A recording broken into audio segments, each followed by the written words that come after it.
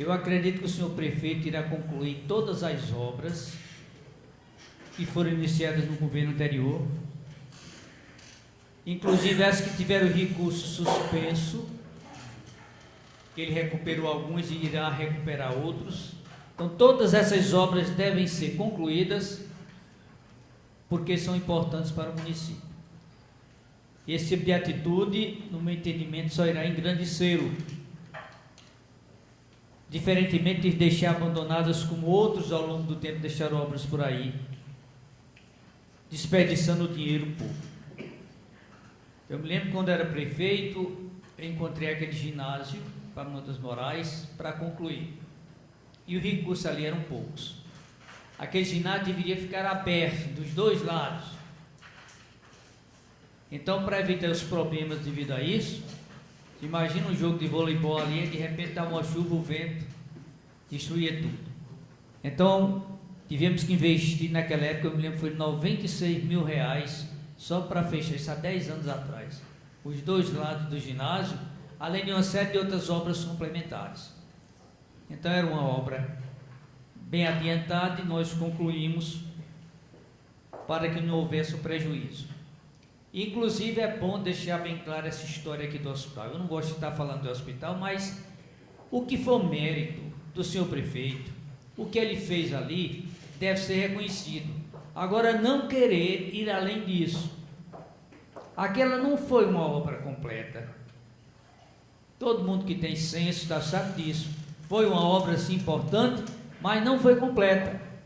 O vereador Junião tenta aqui esse englobamento da coisa. Não, ali tem uma série de coisas que ficaram sem fazer. Cabe ao senhor prefeito, no momento, fazê-las, complementar a obra. A questão do espaço do raio-x, uma série de outras coisas lá, ele deve procurar fazer no seu tempo, para que aí então o bloco cirúrgico deve ser recuperado, porque tudo isso é benefício para a população. Outra coisa que eu observo muito comum nesse país, sinal de atraso, é a queima de pneus em manifestações públicas.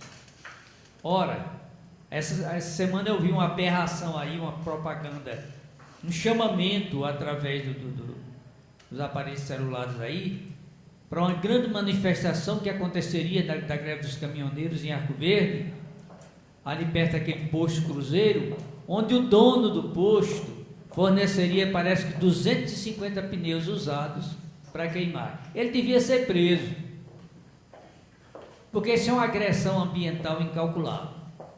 Um crime ambiental desse passa como se não fosse nada. Vocês já observaram um pneu só queimando, a quantidade de fumaça, de fuligem que ele joga para o exterior? Aquilo é uma coisa tão grave que o americano, muito sabidamente, inventou essa história de vender pneus usados para o Brasil, para poder se livrar daquela carga, que não tem o que fazer com ela. E o povo compra os pneus, traz para cá, e aqui fica sem saber o que fazer. Então vamos queimar em estradas para fazer manifestação pública. Coisa de país atrasado, de gente sem cultura ambiental.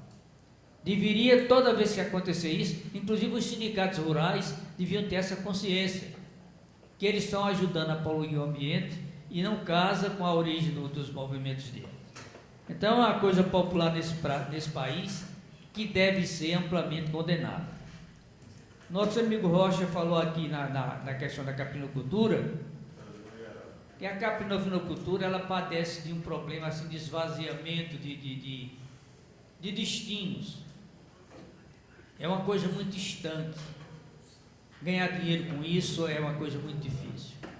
Ele fala na questão de curtume.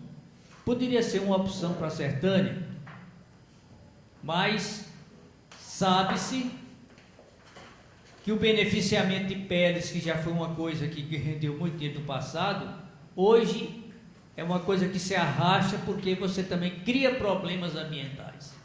Para curtir a pele de animais, é preciso se usar a casca do angico, que tem um componente químico, parece que é o tanino. Então, a grande quantidade de angicos desapareceu por aí com esse processo do camarada cortar a casca e levar para os curtumes utilizar. Então deve-se procurar investir num processo mais moderno. E, inclusive, vocês vejam que o couro, que já teve um pouco mais de valor, hoje quase não tem. Quanto é um couro do animal? Você abate, vai lá, R$5, parece, um boi, isso é dinheiro. Então é uma coisa que não serve, eu acho, no meu entendimento, como uma opção nossa nesse trabalho de procurar novas opções econômicas para a Sertânia, porque ainda é uma coisa muito que está se arrastando, não modernizada. Não sei que tem alguma novidade aí nesse setor que eu não estou sabendo. Sertânia tinha, antigamente, o Nordeste brasileiro se falava que não devia ser industrializado porque a vocação era agrícola. Qual a vocação agrícola de Sertânia hoje? Sertânia tem que procurar opções para sobreviver.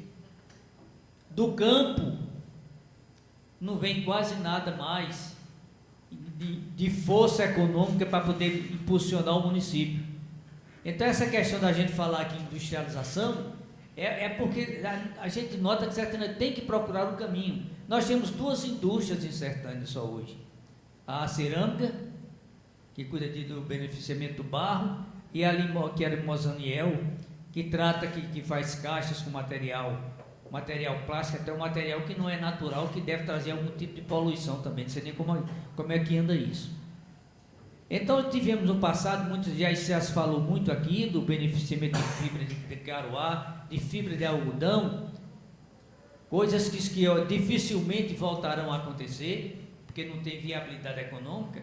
Então temos que procurar caminhos para combater essa miséria, esse desemprego tão grande que tem dentro de Sertânia, uma coisa que incomoda e que nós devemos ocupar o nosso tempo tentando alguma alternativa que dignifique o nosso mandato de parlamentar e de político, não é? O que a gente contribui para que aconteça já será uma coisa positiva, a gente tem que procurar.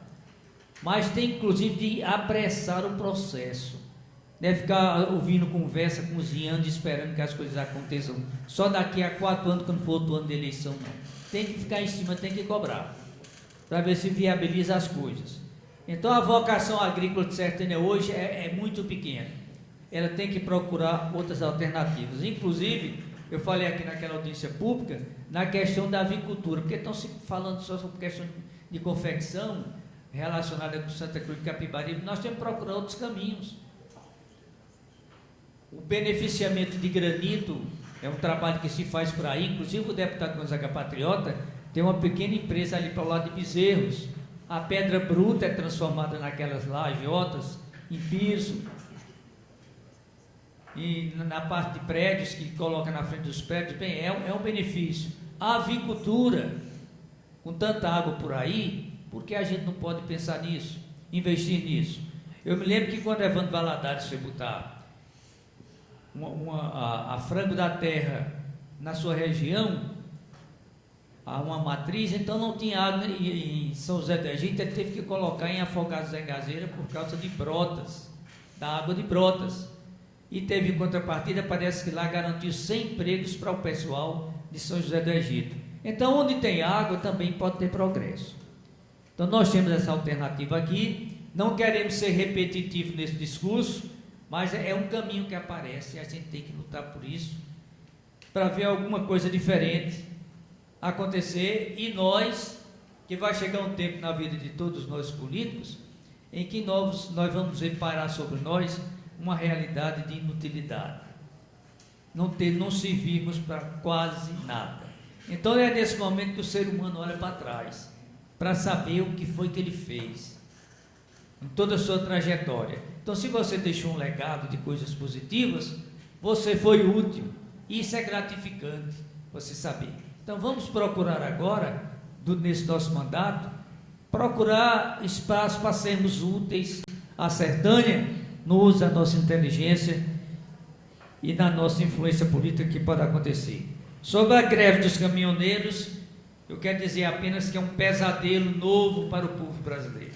O povo vai viver a partir de agora assustado e de repente os caminhoneiros façam outra greve, porque o povo sofreu demais, continua sofrendo por causa da conveniência de uma categoria. Ela teria que lutar, mas o preço é caro demais que se paga.